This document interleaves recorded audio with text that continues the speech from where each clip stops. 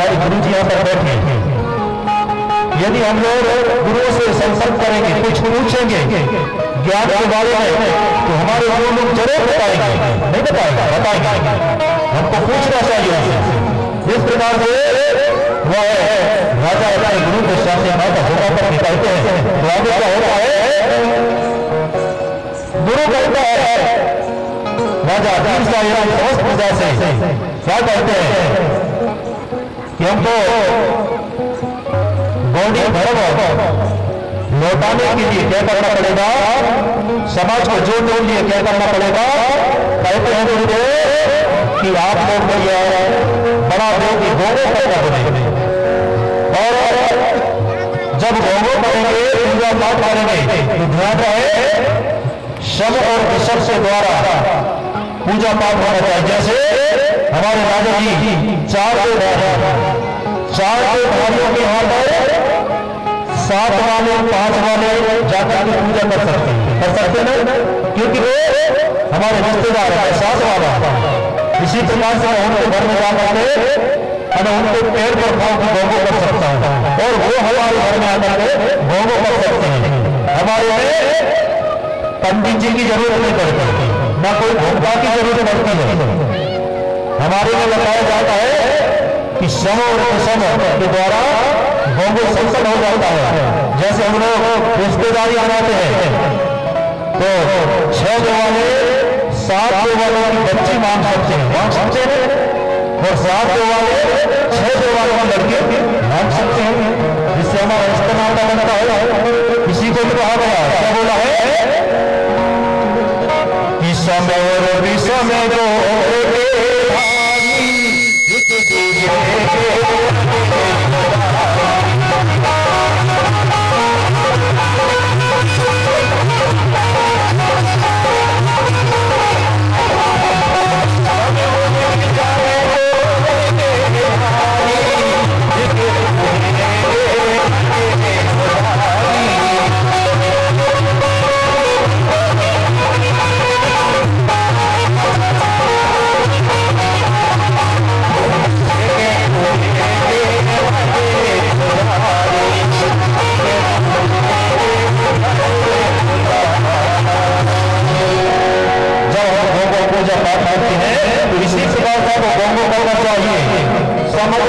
के द्वारा। तो आगे क्या होता है, फिर गुरुदेव फिर बोलते हैं राजा भीम से, क्या बोलते हैं, जब गोगो करते हैं तो उस समय सावधानी रखना चाहिए। कौन हमारे घर में साफ सफाई होना चाहिए। साफ सफाई का मतलब होता है यदि हमारी बहन बिटिया MC पीरियड से बाहर है उस समय गोगो नहीं करना चाहिए, ऐसा कहते और ना ही किसी के यहाँ हमको गोगो करना चाहिए। ऐसा करते हुए गुरु विक्रम राजा भीम से कहते हैं, वही तो हमारी प्राकृतिक शक्तियां हैं। जब गोगो करते हैं तो इसी प्रकार की सावधानी हमको रखना चाहिए। ऐसा करके गुरु विक्रम राजा भीम से कहते हैं।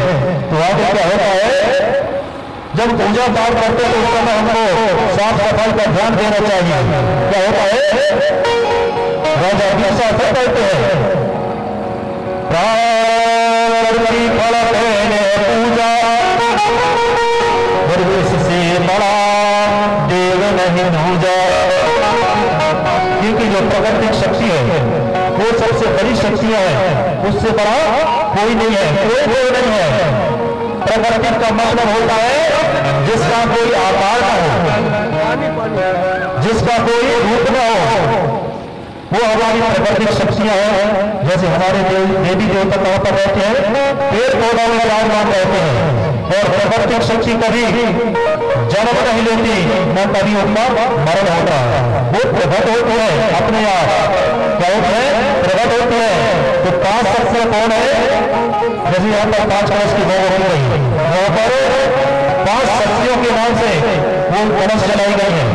धरती, जल, वायु, अग्नि और आकाश के नाम से ये 15 शक्तियां हैं। ये प्राकृतिक शक्तियां हैं। इन्हीं को कहा गया है कि प्रकृति शक्ति थोड़ा पहले है पूजा, और इससे बड़ा देव नहीं दूजा, ना ही कोई हाथ पैर वाले देवता भी नहीं है। ये कुदरत शक्तियां है। क्या है? ये कुदरत शक्तियां है। इनका कभी जन्म होता ना कभी मरण होता। ये अजर अमर है। ऐसी शक्तियां हम लोग मानते हैं, हमारे गौर समाज अरे मानते हैं। इस प्रकार से आगे क्या होता है, हमको आराधना करना चाहिए, सुमरण करना चाहिए, मां शक्तियों की वंदना करना चाहिए। और इसके बाद में आगे क्या होता है, गुरुदेव हम जो ऊपर कहते हैं, क्या बोलते हैं, तब गुरुदेव ने कथा बताई अनुभवों के बाद पूरी कथा के बारे में बताते हैं गुरुदेव। अरे तब गुरुदेव ने कथा बताए, राजा सहित प्रजा ध्यान लगाए। के बाद गुरुदेव कथा बतलाते हैं, जैसे हम लोग बता रहे हैं आप लोग। इसी प्रकार से आगे क्या होता है कि पूजा खाना साफ होकर फिर चले को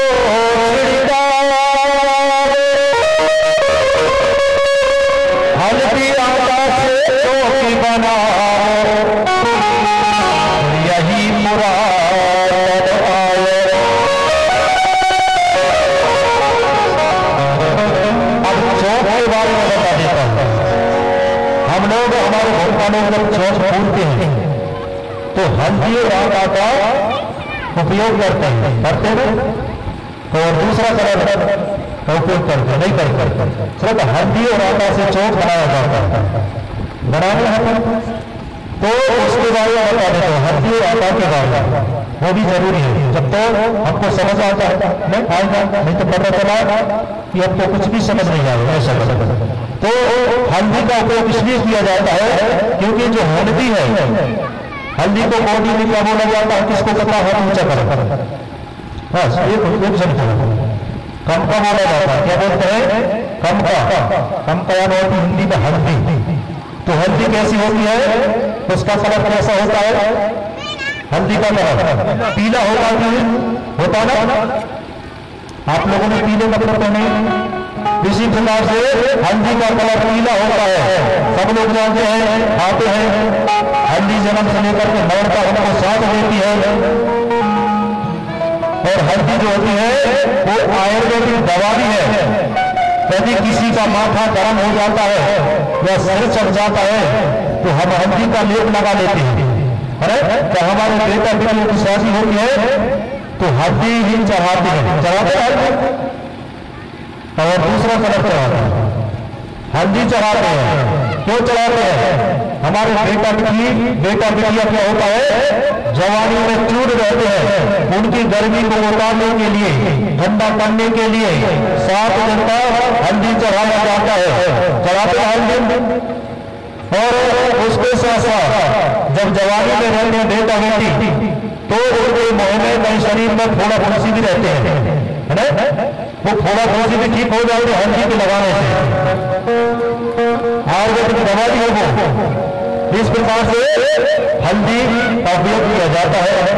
और बताया जाता है जो पीला कलर है वो मातृ शक्ति का रंग है। किसका है, माता का रंग है पीला कलर। पीले दूध में जो कोई रसवान करता है वो बहुत दिन तक जीता है। जब हमारे बिटिया कोई बच्चे को जन्म देती है तो सबसे पहला दूध कैसा निकलता है, पीला निकलता है। आप लोगों ने देखा अपने घरों में गाय भैंस है, जब गाय भैंस को बछड़ा को जमती है तो उसके बाद हम दूध लगाते हैं तो कैसा निकलता है, पहला दूध पीला निकलता है ना, नहीं निकलता, पीला निकलता है। इस प्रकार से जो बच्चा पीले दूध का रस पान करता है वो बहुत दिन तक जीता है, क्योंकि जो पीला दूध होता है वो शक्ति वर्धक कहलाता है, बहुत शक्तिवान बनता है वो लड़का। इसलिए जो पीला कलर है उसमें बहुत बड़ी शक्ति है। इसके बाद में आता है सफेद आटा, आटा को उपयोग किया जाता है चौक से, तो उसके बारे में बता देता है। अब जो सफेद है, सफेद कलर, वो पिता का क्या है? पिता का खून है ना? जब आप लोग अंडा खाने के शौकीन होंगे, अंडा कौन कौन खाते हैं? सब लोग खाते हैं। अंडा के अंदर आप लोगों ने देखा होगा, एक भाग पीला रहता है और एक भाग सफेद रहता है ना सर? क्या होता है? पीला और सफेद, पीला और सफेद के मिलाप से हम लोग काले और गोरे पैदा होते हैं। ताली बजाना चाहिए, है ना? पीला कलर और सफेद कलर के मेल मिलाप से हमारा जन्म होता है ना? माता और पिता की क्रिया से सभी का जन्म होता है। बगैर माता पिता की कोई नहीं है, कोई नहीं है।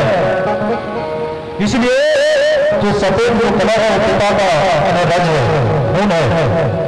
इस प्रकार से ये आटा और हल्दी का उपयोग किया जाता है चौक में। और चौक से 4 कोना बनाते हैं, 4 कोना में 4 कलश जमाते हैं और एक बीच में कलश जमाया जाता है। 5 कलश होती है, 5 भक्तों के नाम। ठीक है, इस प्रकार से तो भोगों पूजा पाठ करना चाहिए। और बड़े बड़े 4 खंड भी बनाया जाता है चौक में। एक खंड में चंद्रमा का प्रतीक बनाया जाता है, दूसरे में सूर्य देव का, जैसे अभी सूर्य देव उनकी भी गौरव किया जाता है। और आगे जो सल्लागाह का माता पिता भाई भाई के नाम से, पीछे रहते हमारे सगा देवता के नाम से ऊँट रखा जाता है, चावल के नाम गोत्री देवताओं के नाम से। वहां पर गोत्री देवताओं को अपन लोगों ने स्थापना की है, ऊँट रखे हुए। इस प्रकार से ये गौरव की जाती है। और इसके बाद में फिर होम धूप पारा किया जाता है। जब हम लोग पूजा में पूजा करते हैं उस समय हमको क्या करना चाहिए? कौन सा फूल चढ़ाया जाता है? महुआ का फूल चढ़ाते हैं, उसको कोया कुंभार कहा जाता है। कोया कुंभार महुआ बहुत अच्छा है, बताया जाता है।